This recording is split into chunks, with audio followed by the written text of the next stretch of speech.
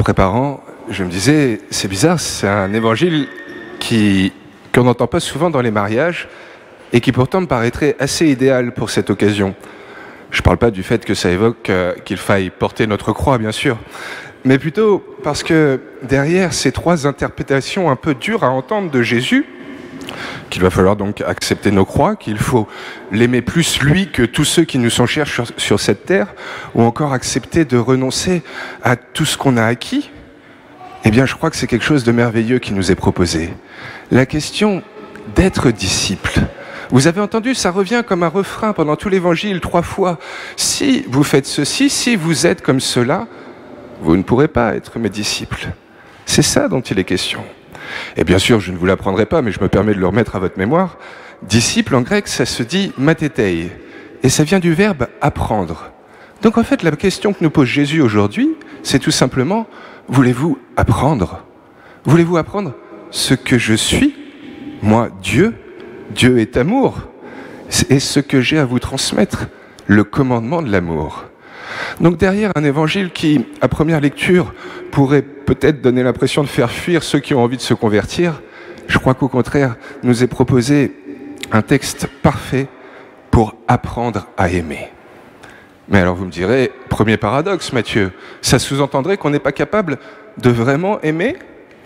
Eh bien je crois que c'est la question que nous pose Jésus à travers les interpellations qu'il nous fait aujourd'hui. Et après, les paradoxes s'enchaînent. Déjà, cette question, donc, de l'aimer plus lui, Dieu, que ma femme, mon enfant, mon père, ma mère, ma propre vie. Surprenant quand même.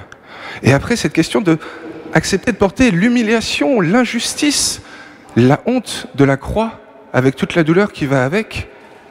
Là encore, on a du mal à l'entendre. Et enfin, renoncer à tout ce qu'on a bâti, être capable de s'en dessaisir. Oui, c'est vraiment surprenant. On pourrait se demander si au fond les jansénistes, avec leurs exigences rigoristes, n'avaient pas raison. Si on n'est pas tous appelés au fond à être des ascètes miséreux qui nous mortifions au quotidien. Mais non, je pense vraiment pas que c'est là que le Seigneur veut nous conduire. Mais au contraire même, sur peut-être ce qu'il y a de meilleur à apprendre pour pouvoir donc le vivre sur cette terre, l'amour. Mais pas n'importe quel amour, le vrai, le sien. Celui qui vient de lui. Eh bien, tentons donc de comprendre un petit peu qu'est-ce qui se cache derrière ces trois interpellations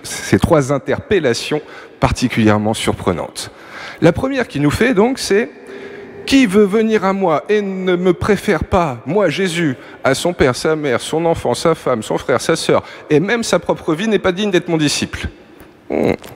J'ai du mal à entendre cette phrase. Mais pire, dans le texte original en grec, on ne parle pas de préférer, on parle de haïr et de détester. Qui veut venir à moi et ne déteste pas son père, ne haït pas sa femme et ses enfants, n'est pas digne d'être mon disciple. Waouh! Comment vous comprenez ça? Il nous paraîtrait franchement incohérent aujourd'hui, Jésus. Ça va à l'encontre même des 10 commandements. Tu honoreras ton père et ta mère. Et ma mère, mon enfant, ma femme, ce sont nos premiers prochains.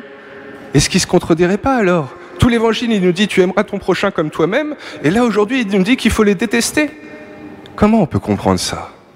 Eh bien peut-être en acceptant de reconnaître que le fait de détester ou de haïr, ce n'est pas quelque chose qu'on choisit, c'est un ressenti. Si je ne m'entends pas avec telle personne, souvent c'est plus fort que moi, ça me tombe d'au-dessus. Et donc par conséquent, si c'est un non-choix, si je n'en suis pas maître, ça ne peut pas être une condition nécessaire. Jésus ne peut pas exiger cela de moi si ça ne dépend pas de moi. Donc comment le comprendre alors?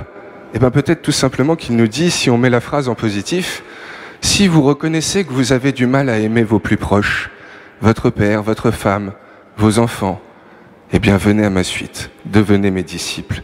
Si vous reconnaissez que de temps en temps vous détestez ceux qui vous sont normalement le plus aimables, eh bien venez à ma suite. Je vais vous apprendre comment faire. C'est ça qu'il nous dit.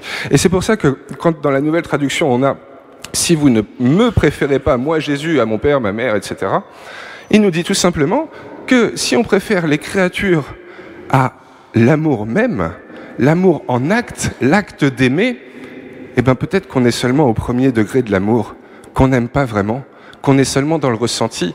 Et comme on l'entendait si bien dans le livre de la sagesse, la première lecture qu'on a entendue, nos pensées et notre cœur restent instables.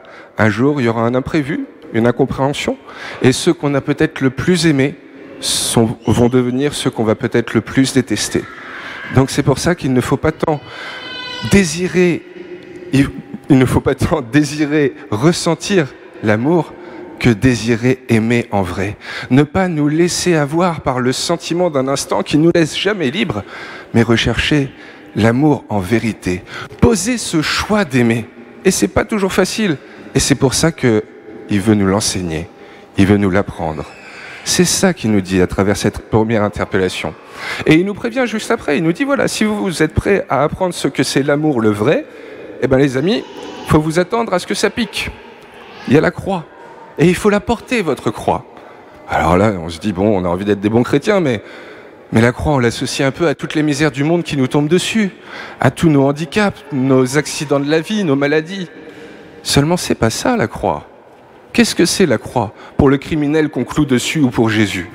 C'est la réponse que fait le monde aux actes qu'on a posés, aux choix qu'on a faits. Le criminel, il a violé, il a tué. Que répond la société à cet acte? Il le cloue en croix. Jésus, il a tellement aimé le monde qu'il n'a pas su être reçu par lui. Que répond le monde à l'amour incommensurable de Jésus? Il le cloue en croix. La croix, c'est la réponse du monde aux actes qu'on pose. C'est les conséquences de nos choix, la croix. Ni plus ni moins. Et c'est pour ça que quand il nous dit qu'il faut savoir la porter, c'est juste savoir l'assumer.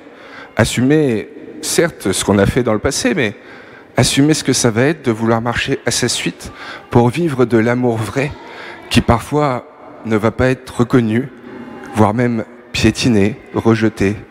C'est ça qu'il nous dit, ni plus ni moins, à travers ces deux premières interpellations. Un petit peu comme s'il nous rencontrait et qu'il nous disait « Chers amis, vous connaissez bien des choses, et tant mieux. Mais si vous voulez les connaître encore mieux, si vous voulez savoir ce qu'elles sont vraiment au fond, et pas seulement la surface du sentiment qu'elles vous apportent, je peux vous apprendre. Mais ça ne va pas être facile tous les jours. Il y a des fois où vous allez être jugé, condamné, et il faudra assumer. » C'est ça, ces deux premières interpellations. Et pour le coup, il rajoute même que plus que d'assumer, il va falloir, petit 3, qu'on soit capable de renoncer. De renoncer à ce qui nous appartient, à nos biens. Et alors là, spontanément, on pense avant tout à nos biens matériels, avoir le frigo rempli, avoir un petit peu d'épargne sur le compte, et c'est très bien. Ça nous rassure, ce sont nos assurances. Mais nos biens, ce qui nous appartient, c'est aussi ce qu'on a là et là, nos certitudes, nos convictions, ce qu'on prend pour acquis, ce dont on a du mal à se défaire. Et pourtant, il nous dit, voilà, si vous voulez goûter l'amour, le vrai, le plus parfait, eh bien les amis, il va falloir que vous acceptiez de vous défaire de certaines de vos évidences, et potentiellement même d'accueillir la possibilité de l'imprévu, du doute. Oui, au fond, notre ami Jésus, il ne nous veut pas miséreux, à haïr nos plus proches et à rechercher la douleur. Clairement pas. Ça, ce serait une lecture littérale de ce qu'on vient d'entendre, totalement déconnectée du reste de l'Évangile et de tout ce qu'il nous a enseigné et témoigné. Non, la question qu'il nous pose à chacun et à chacune aujourd'hui, c'est juste, voulez-vous être mes disciples? Voulez-vous être les disciples de l'amour même? Voulez-vous apprendre ce que j'ai à vous transmettre, l'amour le plus parfait qui soit? Et si c'est ça qu'on souhaite, eh bien il y a 3 choses à admettre. La première, c'est que sûrement déjà aujourd'hui, on aime mal, et donc qu'on peut mieux faire. La deuxième, c'est que si on veut vivre de cet amour vrai, eh ben, il y a des fois où il va nous éprouver, l'amour. Et troisièmement, qu'il ne faut sûrement rien rechercher d'autre, de particulier, sinon justement cet amour total, vrai, entier, qui vient de lui.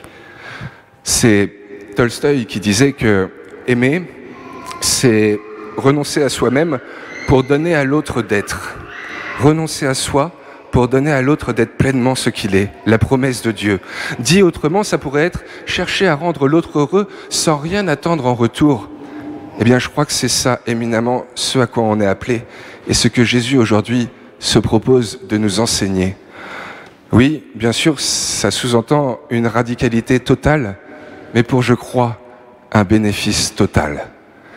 C'est comme s'il nous disait, nous avons nos biens, qu'il soit matériel, qu'il soit affectif, toutes les personnes que nous aimons, et ça nous rend heureux, et très bien, ok. Mais si vous voulez goûter à du encore plus parfait, les amis, eh bien il va falloir dire adieu à leur recherche, adieu à ce désir de l'amour pour soi, pour apprendre de moi, Jésus, l'amour même, ce qu'est l'amour en soi, l'acte d'aimer parfait, rendre les autres heureux. Eh bien peut-être qu'il nous offre à travers cette messe les grâces de l'audace et de la persévérance, d'oser désirer aimer, que plutôt que d'oser désirer se sentir aimé, eh bien vivre vraiment de son amour plein et entier. Cherchons non pas à être heureux, mais apprenons à rendre heureux. Parce qu'on sait qu'il y a ça et seulement ça qui, ici-bas comme pour l'au-delà, nous rendra non pas heureux, mais des vrais bienheureux.